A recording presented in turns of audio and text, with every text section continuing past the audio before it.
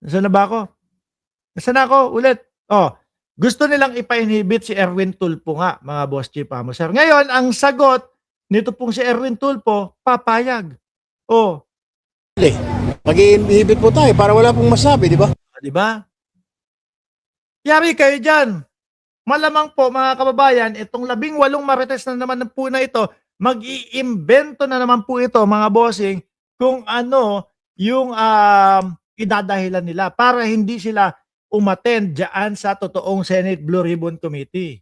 Pag nag-inhibit siguro yan, ibibigay kanino? Kay Rapi Tulfo, yung pagiging chairman, or may mga iba pa naman, mga senador. Di ba? Pero maniwala ho kayo, mga kababayan, kahit na yung request nila na mag-inhibit si Erwin Tulfo at ginawa ni Erwin Tulfo yan, hindi pa din ho pupunta. Yan pong 18 marites. Bakit po? Kasi ibang-iba yung magiging tanungan po dyan sa Blue Ribbon Committee ni Erwin versus doon sa Green Ribbon Committee ni Rodante Marcoleta. Kay Rodante Marcoleta, nandoon yung pag-alalay doon sa mga sa mga Marines, no, sa mga Marites.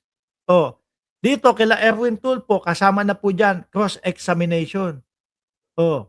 Sabi ni Aviator PH, boss, balita ko nagkaso si Congressman Adjong tapos may danyos na 25 million.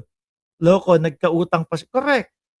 Eh sabi ko nga sa iyo ang danyos lang na hingin 5 million lang kada ulo sa kanila eh.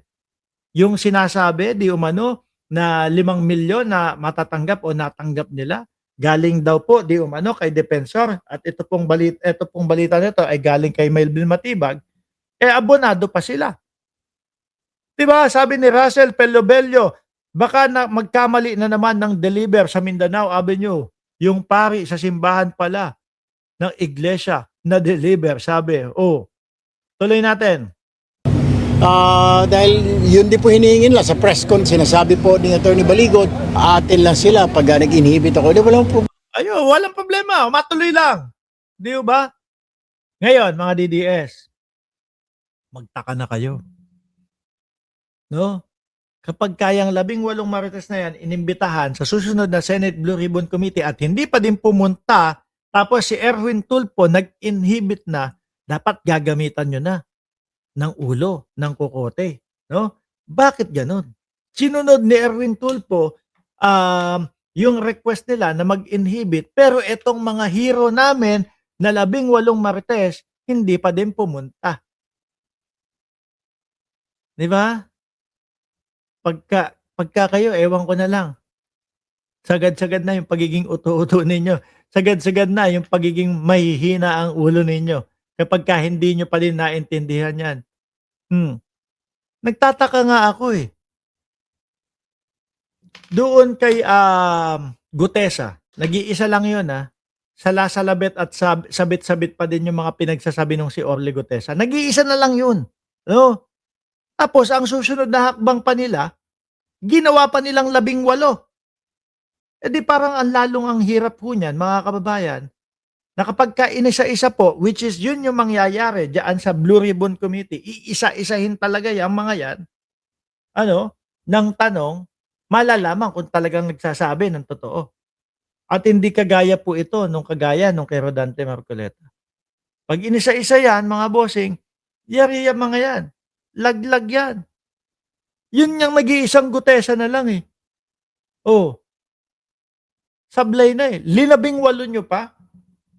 Tapos ito meron pa daw. May sekator pa daw po. May 14 pa daw ho, mga kababayan. Siguro isip-isip nila. Wala, hindi na pinapaniwalaan yung 18 marites. So sige, bagong batch naman. O, 14 naman.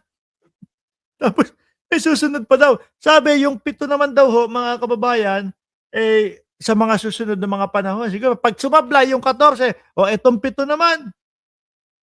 Diba? Alam mo, Boss Mark, wala nang maniniwala sa kanila. Itong mga 18 kargador, kitang-kita naman na sinungaling talaga sila. Correct ko. Ilang beses na. No, mahihiya na po yung Palsus Unos, Palsus Omnibus ho sa kanila, mga bossing. Mali, isang mali, mali lahat. Ang dami na pong mali, mga kababayan. Ultimo yung Loren Legarda, laban bawi. Pansin ko kapag kakampi nila, bawi. Oh, 'di ba? Mali-mali nga si Gutesa, nag-iisa, 18 pa kaya. Oh, 'pag sa hearing niya, abogado nasa likod. Kaya nga po hindi nila hindi nila hinarap yung NBI. Kasi sabi ng NBI, ganito magkakaroon lang tayo ng tanungan isa-isa, 'no, para malaman, iko-cross-examine. Hindi sila humarap. Sabi ni Baligod, lahat daw kada isa daw, nandun dapat si Baligod. Eh sabi, sabi ho mga kababayan, ang sabi nung NBI, sige, pagbigyan na, bahala kayo, matuloy lang 'to. Kada isa, sabi naman ni Baligod, nakakapagod naman po 'yun. Lahat na po, mga bossing, 'no? Kaya kapagka ito, ewan ko na lang kung kakampihan pa din ng mga DDS na nag-inhibit si Erwin Tulfo na hiling ng mga 18 marites tapos,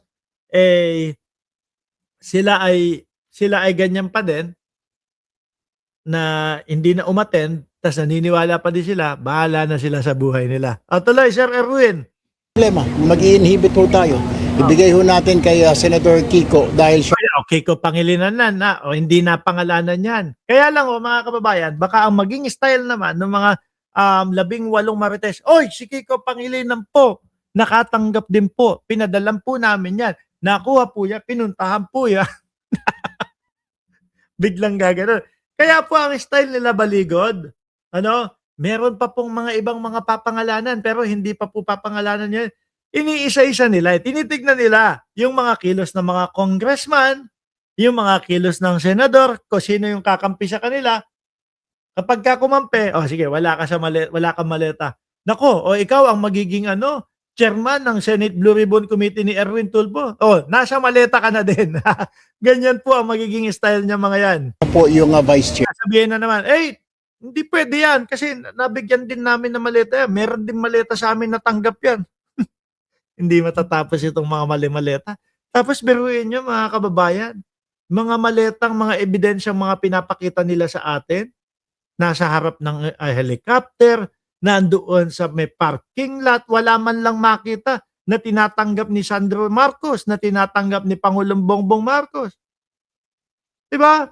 Sabi ni Sir Jorge Dralin, ang sabi ni Congressman Luis Tro, delikado talaga si Sara dahil kung ano ang inilabas na witness o evidence sa first day, yun lang ang kikilalanin nila. Meaning, di na pwedeng dagdag witness o evidence sa susunod na hearing. Nakahanda na rin ang senador na mag-inhibit sa susunod na pagdinig ng Senate Blue Ribbon Committee bunsod ng pagkakadawit sa kanya. Definitely. Mga 18 marites kailangan pupunta na kayo. No? Kasi ang style nila mga kababayan, sasabihin, pupunta naman po talaga kami, kaya lang pinigilan po kami. Hindi, pumunta sila doon sa Senado, pero naglagi sila doon sa opisina ni Robin Padilla. Hindi talaga sila pumunta doon po sa hindi talaga sila pumunta doon sa ginagawang meeting ng Blue Ribbon Committee, di ba? Ito ho 'yon. Papakita ko sa inyo ng mabilis mga kababayan. Sandali lang Yung 18 marites kasi nag-video sila Nag-video sila at ang sinasabi nga ho mga bossing pupunta dapat kami. Kaya lang hininto kami, pinigilan kami.